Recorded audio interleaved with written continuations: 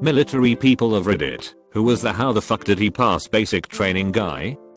This guy was a student in aviation school while I was an instructor. He was a new soldier attending his technical school after basic. Apparently he was on the autism spectrum, but functioned well enough for the army. He was great at physical tasks. That's how he passed basic. He was also very intelligent in the classroom study. If he was directly instructed he was fine. One day I found him in the hall between classrooms during a class session. He had taken a restroom break, but got sidetracked and was staring deeply into the ceiling fan. It took several attempts to get his attention. I had to touch his arm when he didn't respond to my approach or calling his name a few times. It happened a few times with other instructors until our supervisor addressed it with the division chief. It was decided after several medical consultations and meetings with the colonel that it wasn't safe to allow this student to proceed as a helicopter mechanic. It was ultimately a safety matter because he could get mesmerized by a spinning rotor on an airfield. Strangely, I saw him later on a deployment to Afghanistan. He was reclassified as an artillery soldier. At basic, we had a guy who did a version of the Christian Bale deep Batman voice for the entire time and never took off his eye protection, terrifying to be woken up by him for guard duty in the middle of the night. He would just loom over you and say your name while jabbing you violently with his hands. Apparently, his underwear eventually fused to his body because he didn't shower for weeks. The stench was miserable. From what I heard, he was put on suicide watch a couple of weeks after basic, but he passed basic. We had a guy we called Domestic Pepsi. His surname was Nicola. Get it? He was dumber than a bag of hammers. One day, we had a big inspection. Company commander inspecting. The commander eventually made his way to Domestic Pepsi and started asking questions about general Marine Corps knowledge. This recruit does not know, sir. This recruit does not know, sir. Sir, this recruit doesn't know. Finally, our commander asked him, son, you don't even know if you're alive, do you? There was the longest pause following the question. Then a small, quiet, and incredibly confused voice replied, sir, this recruit does know that he's alive, sir. It's like he actually had to think about it. In his small and intimidated head, he was probably going through all 7 of the facts he knew and seriously asked himself, am I alive? The whole squad bay of hardened, nearly graduated Marine recruits and our drill instructors all burst into laughter. How he actually graduated, I have no idea. Yes, Marines are a bunch of crayon-eating morons. But Domestic Pepsi was the guy who old choked to death on the paper sheaths on each crayon. Anyone who ever lost a weapon in the field, I've seen it happen a couple of times. You feel sorry them because of the consequences they have to face, but at the same time they totally deserve it for the hell they brought upon the whole unit, lol. Honestly, it was me. Joined the Marines at 17 as an artilleryman. Didn't know at the time that I had high functioning autism. I could follow instructions well enough, so I got through basic without any real trouble, but I just didn't have much common sense in my head at the time. I didn't like to socialize, and was very awkward beyond simple order following things. I got messed with to no end, and wound up beating the snot out of myself from the stress during Fleet Week. Eventually we got deployed to Iraq as civil affairs, and I was put in administrative and office duties, and found I was especially good at office work. In the end, it was a positive experience though. I was forced into having a lot more social interactions than I would have as a civilian, and I was able to work on things like that a lot more than I would have if I had not joined. I still had a lot of trouble after leaving the Marines, because it was right at the start of the recession, but I would have been even worse off otherwise. Worked with a USAF major long ago who'd been in grade for Ians, because he couldn't give a briefing without scratching his balls. Only the Vietnam War was keeping him in the service. Eventually he went on an orientation tour of a Minuteman site, and fell into a hole. When he got out of the hospital they retired him. The lad who shat himself, and didn't want to let people know, so threw his shitty kit with an actual log inside the trousers into the group wash. Fucking rotter. The 2 females and 2 males who got caught fraternizing in the briefing room the night before pass out and somehow managed to not get day 0 apostrophe D for it. The lad who tried to give himself a neck shave and bust a racing stripe 5 inches up the back of his head. The lad who broke his nose trying to impress NCOs with a backflip. The lad who was going for gunner who couldn't for the life of him figure out how to sling a rifle. Spent 5 hours practicing, crying and shit. Couldn't hack it, and after passing out eventually months after everyone else, got kicked out for drugs. Fireman Akis was making yakisoba noodles on deployment. He asked where to get the hot water and someone pointed him at the coffee maker, which had one of those red spigots on the side. Instead of using the hot tap, Akis opened his noodles and dumped them into the coffee maker, where the grounds go, and replaced the coffee pot with his empty noodle bowl. People would typically stop him, but we were like 6 months into deployment, and he was our only source of entertainment. I have about a dozen Akis stories. He is literally the dumbest person I've ever met, and I spent a lot of time wondering how he was still alive. Had a kid at my first squadron, Air Force, who was quite possibly one of the dumbest, least self-aware people I've ever met. This kid either couldn't or wouldn't retain basic information, which was problematic given that he was in the intelligence career field.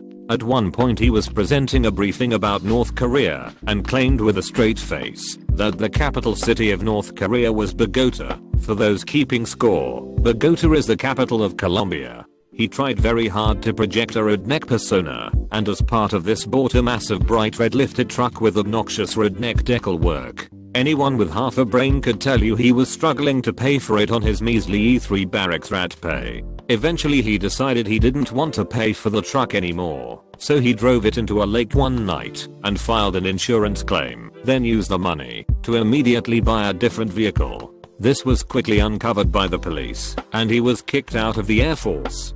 To this day I have no earthly idea who thought this kid belonged in military intelligence, or how he got through intel school. We had one guy in my basic training platoon that was a walking safety hazard. Among other things, he managed to fall out of a first floor window, got a quarter of the platoon's packs, the squad's packs, stolen during an exercise because he fell asleep watching them, fired his rifle on full auto into the fucking camp with training rounds, luckily, because he thought he saw a wild pig rifling through our stuff, and, to cap it all off, put a live round between the drill instructor's feet at the firing range. He passed basic with the rest of us. The only guy that failed because he deserted halfway through, although he did get a mark in his file that he was unsuited for any rank with any kind of responsibility. Had a girl who would hit herself in the face when she got upset, like full hard slaps.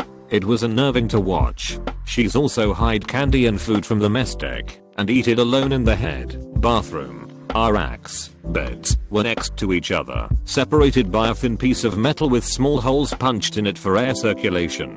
One night I was reading a book and she asked me how I liked it. I asked her how she knew what I was reading, and she said she was watching me through the holes in the partition.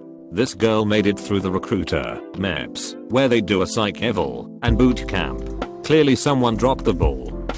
I've had the pleasure of serving with a few of those types.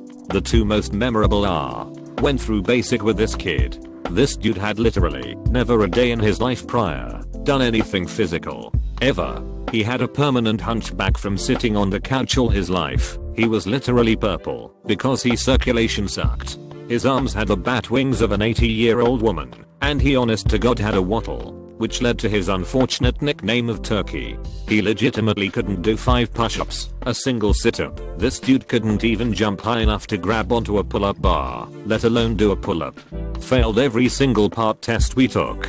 The drills actually called his mother, and the army paid for her to fly out so she could give encouragement so maybe he would finally pass one. Home Slice still graduated with us because the drills couldn't be asked to chapter him and wanted his gaining unit to take the flak instead. Second dude was a real special case. 100% a Goma pile type of situation. Only a few peanuts rattling around the can. He got to us right around the same time as What Does the Fox Say was a big deal. He considered it his favorite song and sang it nearly constantly. He honest to God thought he was a cat and would lick himself / randomly meow at us. Dude was white as shit, but every other week he'd be ripping a different gang, typically one that doesn't recruit white folk. His favorite was Latin Kings. I think he just liked yellow. We'd catch him staring at walls and shit, completely zoned out. We got orders to deploy, and nobody wanted him with us, but sadly he came along. Leadership took his firing pin, and he guarded that fact for the whole deployment. As soon as we got back he was chaptered for mental instability. A few of my guys are still Facebook friends with him, and according to him, he was fucking John Rambo himself overseas, single-handedly clearing buildings and shit. After basic training I was at tech school in a squadron that trains air traffic controllers, airfield managers, command post, and area space control and warning systems. Had 3 people I wonder get past basic. The person who tossed a whole unopened box of Hot Pockets into a microwave, set it for 5 minutes, and left their door room. The person who got 2nd-degree burns when they tried to iron their uniform while wearing it. The girl who would hiccup sounded like she was trying to imitate a raptor from Jurassic Park in formation, or whenever people weren't paying attention to her. This will get buried, but on my first day of Navy boot camp, we got off the bus and ran into the building, all lining up on in ranks. They gave us this speech about contraband, etc. They gave us an opportunity to throw away any contraband we had at that moment. One of the kids in the back walked up and threw away something. The Rasuit Division Commander, RDC, yelled, "Recruit, recruit, get back up here, now." The kid walks back up, and the RDC said, "What did you just put in here?" The kid mumbles something, and the RDC says, "Pick up what you just put in there, and tell me what it is." The kid picks up something, and says it is a pocket pussy, petty officer. The RDCS lost their shit on that one. But that wasn't the first time that night. During the in-processing phase we all had to pee in a cup. If you got into the room and couldn't go for any reason, then you were sent back out into a large room with your sweatshirt backward to signify you didn't go. I didn't have to go yet, so I was walking around the room stopping at every fountain to get a drink.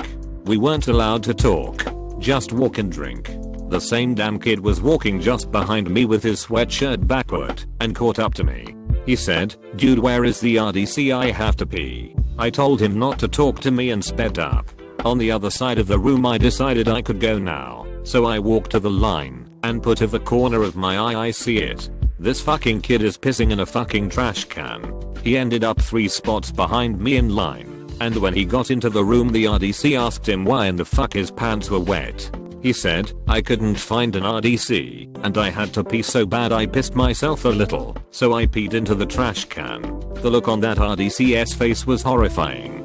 They took him to another room and I didn't see him the rest of the day until we got to our in-processing barracks. That kid was amazingly stupid. He got sent back 3 times in boot camp, but I heard he graduated. Getting immunization needles. I overheard the nurse asking about medical family history. My family has a history of hypothermia. During field training with blank rounds, had 2 negligent discharges, ended up being charged for both, threw their rifle down, and starting casing black magic on the rifle. I met so many. One of my soldiers never passed a part test, not once. Not in basic, not in the real army, never. We need the personnel and we knew he wouldn't pass, so we stopped testing him. Same guy wouldn't shower, spent 2 weeks in 100-degree desert, and he didn't shower when we got back. Then there was the guy who was just plain dumb, like he had a spare tire in his car and a flat tire on his car, and the reason he hadn't changed them was because he couldn't figure out where the lug nuts on the flat tire were. We basically had a Goma from Full Metal Jacket who during a few times in basic training I was actually concerned was going to murder all of us from the abuse he received. I, similarly to Joker, was assigned to unfuck this recruit, which unfortunately I was unable to do regardless of the instruction, advice or positive reinforcement offered. I'm convinced he was mentally unable to handle what was going on. He still contacts me about once a year 14 years later. F/us Army here. Thankfully my story didn't make it out of basic, but damn, I would like to punch the recruiter that put her in square in the jaw. This girl was 5 feet 2 inches and probably weighed less than 90 lbs. She was so frail she looked like she was going to snap under the weight if a lunch tray. She was given twice as much time to eat and twice as much food as the rest of us in an effort to put some weight on her. She never ate it, just poked it for 20 minutes then threw it away. She was clearly developmentally disabled. Soldiers call each other retarded all the time as a joking insult. This wasn't the case. She was actually developmentally disabled. During reception, 1 to 2 weeks of in-processing before actual basic training starts, I had to teach her how to button her pants, lace her boots, and do her laundry. She was young, maybe 18. Her boyfriend was over 40. In reception, she would be on the phone with him every waking moment possible. She was caught on multiple occasions furiously masturbating in the corner of the bay while on the phone with him. She couldn't understand that it was inappropriate. Once we shipped to actual training, she ended up in my company, but a different training platoon than me. She made it 4 weeks before they took her weapon away because she wouldn't stop flagging people, accidentally aiming it at someone with it. Also, she could barely hold it up. The 9-pound M16A2 was too heavy for her. She got moved to the separation company around week 5. Never saw her again. That was 9 years ago. I think about her sometimes and wonder if she's okay.